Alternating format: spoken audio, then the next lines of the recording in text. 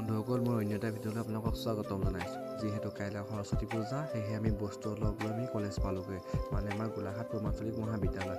College পোৱাৰ পাছতে আমি নাৰিকলকেইটা উলিয়াই ভিতৰত থবলৈ দেখিলোঁ আমাৰ বস্তু অলপ বহুত খালী। সিহঁতকৰ লগৰখিনি আমাৰ স্বচ্ছ মিছন কৰিছে, কাৰণ লেতেৰা হ'লে দেখিবলৈ বেয়া লাগিব নহয়। আমাৰ ষ্টেজো বনাই হৈ গ'ল, যিহেতু আমাৰ ইয়াতে অলপ প্ৰগ্ৰেম কৰা হ'ব। এইফালে ভিতৰত ল'ৰাখিনিয়ে কাম কৰি ভাগৰি পৰিলে। কাম কৰাৰ পাছতেই সিহঁতে বক্সটো উলিয়াই বাহিৰত নাচিবলৈ বুলি গ'ল। সিহঁতে এটাৰ পিছত এটা গান লগাই ধুনীয়াকৈ নাছিলে, কাৰণ ফূৰ্তিহে নাচিছে বন্ধুসকল। ইয়াত কিন্তু